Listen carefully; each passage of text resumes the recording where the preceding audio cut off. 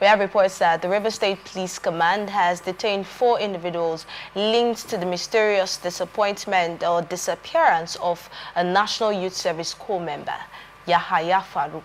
Faruq was serving at Mixed Secondary School in Ikuru Town, Andoni Local Government Area. He went missing on October 14 after reporting for a shift at LDM Chinese Mining Company, where he worked part-time. Please listen to this. The state police spokesperson, SP Grace Ngokoko, has confirmed the arrest and stated that the suspects have been transferred to the State Criminal Investigation Department for a thorough investigation. The incident has sparked public concern, with various groups calling for a comprehensive probe into Faruq's whereabouts. Now, the Muslim Student Society of Nigeria highlighted the troubling circumstances, noting that Faruq signed in for his shift. He signed in for his shift at LDM but never signed out. Adding to the mystery, the company later returned his bag and phone to his primary assignment location, which raised further questions about his disappearance. The authorities are currently working to unravel the circumstances surrounding the case, with investigations ongoing to ensure Faruq's safe return. This is disturbing. I can imagine how worried his colleagues and friends and family would be at this time, especially seeing that his bag, phones, and items were returned to his place of primary assignment by the company where he does his part-time. And that's where reports said he signed in but never signed out. That's such a sad story. To begin with this morning, it's really sad. There's no information that Faruq is dead, so we're not mourning Faruq, but we are expressing our sadness that such a thing is still happening in times like this, in a time where we have a lot of technological advancement and all in our the history of our country. I think that's one very important thing that needs to go out to people that walk into organizations and out of organizations. It is a very clear indication and probably an admonition that you should always sign in and out. You know, sometimes people trivialize those sign in and sign out books, and they say it doesn't matter, you just drive in and drive out. Information or news like this will let you know that those things that you'd consider petty or not important are actually very important, and they do matter. And this is now helping the security agencies to trace the whereabouts of Faruq.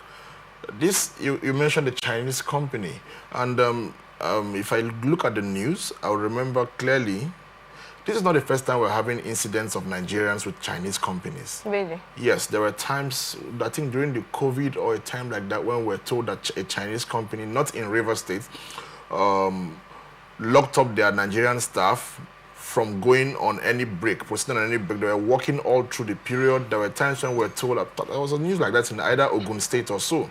So you think it's a thing with both countries? I wouldn't say a thing with both countries. I won't want to be too fast to jump in to say that. But I want to say that this is not the first time we're having an issue that has to do with a Chinese company or something like that. So I want to encourage the security agencies to do their best to ensure that we trace the whereabouts of Faruq, get the perpetrators of this to book. Even if Faruq is not found dead, we pray he's alive. Whether he's alive or not, people should be punished for this kind of action. It's uncalled for. Also stating the fact that you had to return his belongings to his PPA. That means you know where Faruq is. In fact, the people who received the belongings of Faruq at the PPA should have apprehended that person who brought those belongings, because for you to know that Faruq is missing for days and then suddenly you're coming up to bring his belongings, where did you get these belongings from? Your records clearly state that Faruq came in but never left. So that's really it's a really dicey story, and all we can do at this point is not to make the news, not to lift the tension. Would only encourage the security agencies to press on with their but duties. It's also very important that we talk about corps member safety in the places where they are posted. Most times when we talk about stories like this, I like to pick out what we can use going forward? What can be beneficial going forward? I know that security is primary for every citizen and resident of Nigeria, but let's look at core members, people who are posted to different states. We've had these conversations over and over again, but let's look at their safety in the places where they are posted. Yeah, I think, I can't remember a name per se, and I wouldn't want to mention any name on air, but I remember that one of those days I went for a conference and there was an exhibition, and I saw an exhibitor presenting an app, a mobile app that talks about safety. And when the person was making that presentation, I said, oh, you should get across to the security agencies. They should love this. This should be a laudable invention or innovation. And the person clearly told me, do you think we've not been there? We've been there, and they clearly rejected it. What was the reason he mentioned? Okay, unofficially, let me say the reason he mentioned was that because this will save a lot of crime, some people do not want this. Because the truth, I always say, when somebody is crying, somebody is laughing. Somebody always benefits from a good or a bad that goes on in the society. So some people are benefiting from crime. You need to know, people sponsor wars. People sit down and people sponsor viruses so that they can cash out. They can produce vaccines. I know about people sponsoring wars. Exactly. I know about talks in Nigeria about the security. Some people are benefiting from it and all of that. But people sponsoring virus? People do that. They sponsor a virus. It goes round the world, and your vaccine. That's the definition there was a propaganda of man's inhumanity to man. But that is man for you. There was a propaganda that ran throughout the entire COVID region, the entire COVID time. You remember even people like Donald Trump calling COVID the Chinese virus. He kept saying it. He wasn't mincing words. He kept saying it. And that was an allegation that was never looked into. There is a possibility that he was wrong, and there is also a possibility that it was correct. Right. So yes. People propagate all these things just for their financial gains.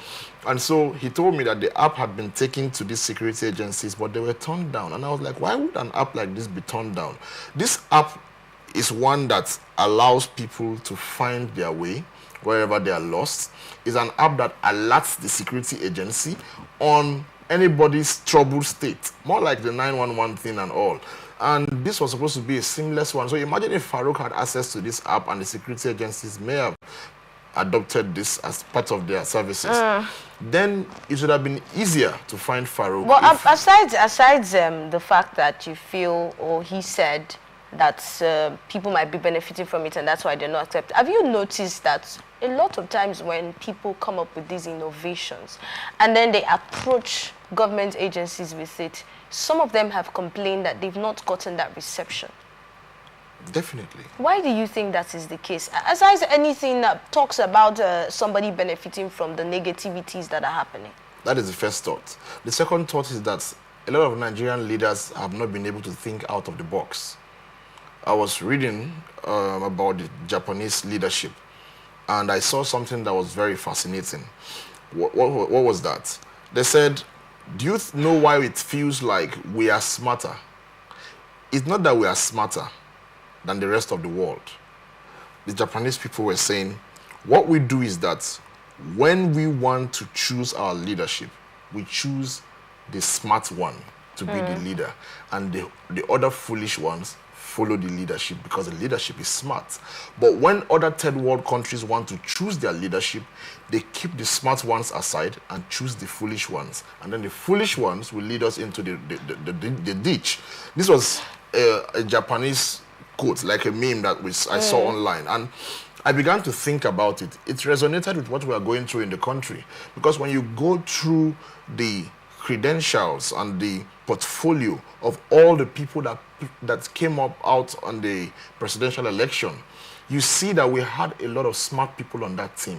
But Nigerians will still elect the people who cannot move them forward, the people who are going to be there for their selfish gains and interests, people who you can see that their track records are saying this person did this person did that. Somebody who you can clearly see has a negative track record, you still put him into office thinking you're going to change him in office.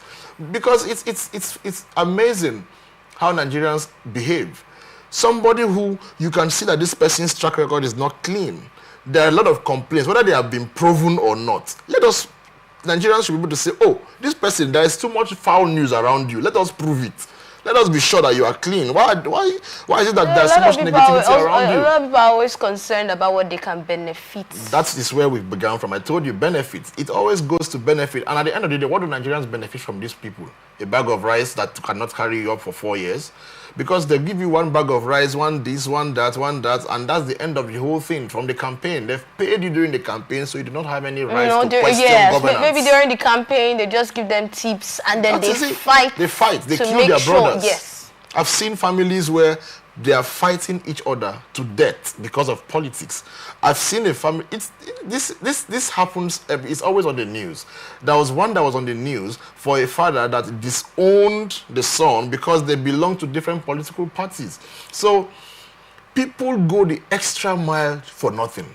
At the end of the day, they are not remembered. At the end of the day, they don't even gain anything. So Nigerians know how to compromise today's process or tomorrow's enjoyment for today's temporary. The process that we should have gone through today, we compromise it for a temporary pleasure, and then we end up suffering long term. And that's what is going on. So if we have smart people on these teams, if we have smart people in leadership, when innovation comes, it hits. They're like, where have you been? I've been waiting for you. We keep hearing these cases. Students come up with ideas, invent things, and then you see that that's where it ends. It ends there. But then we see cases where some reality TV shows that people think do not really benefit the society, and you see these winners coming out, and you see their governors calling them in and then giving them huge sums and all of that. So it looks like what we are actually promoting is different from what the society really needs.